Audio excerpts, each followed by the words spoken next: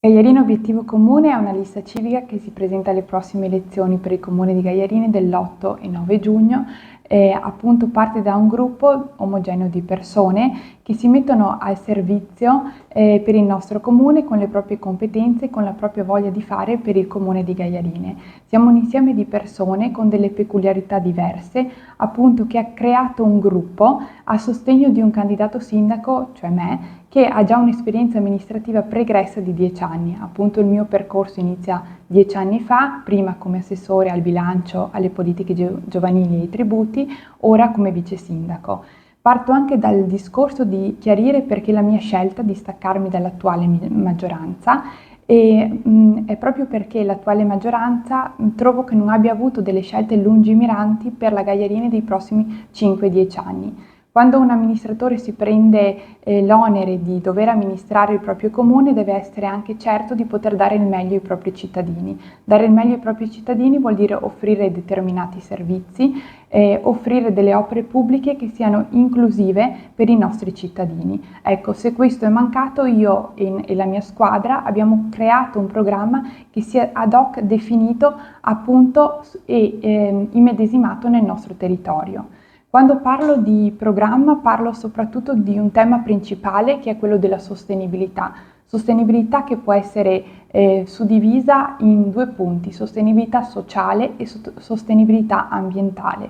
Sostenibilità sociale è quella che prima definivo tutta la parte che riguarda i servizi, dagli asili nidi alle scuole materne, ai servizi alla persona, ai servizi dedicati agli anziani. Sappiamo che la donna, le famiglie devono lavorare e devono avere anche dei servizi per garantire questo diritto. Ecco, noi dobbiamo garantire questi servizi che riguardano quindi delle strutture dove i nostri bambini devono crescere, dove devono fare sport, dove i nostri anziani devono passare in serenità gli ultimi anni e in modo anche ricreativo con altri anziani, in modo da portare avanti anche la cultura, l'esperienza e la tradizione di quello che è stata la loro vita pregressa.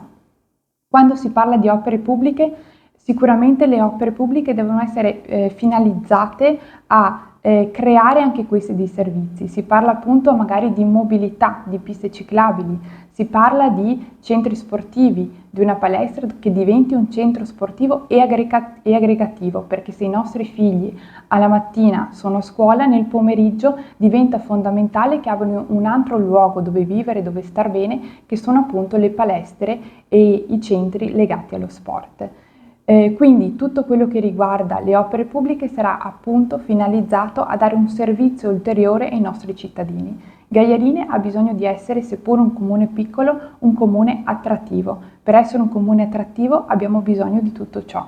Lo sappiamo, l'abbiamo capito con il Covid, che il nostro modo di vivere negli ultimi anni è anche cambiato. Abbiamo bisogno di vivere il nostro comune e di star bene nel nostro comune, perché molti di noi ci vivono, ci lavorano, vanno dai commercianti e quindi a 360 gradi deve essere un comune attrattivo e che abbia una catena che venga sostenuta. Questa catena che deve essere sostenuta lo può essere solamente se il nostro comune cresce. Per crescere dobbiamo dare quel qualcosa in più che gli altri comuni, seppur anche comuni limitrofi con i quali bisogna far rete, magari non riescono a dare o non riescono a garantire.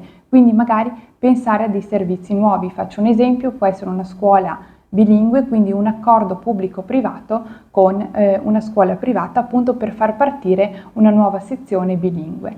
Può essere una nuova sezione primavera, può essere un nuovo asilo nido, può essere comunque tutto quello che garantisce lo star bene nel nostro comune.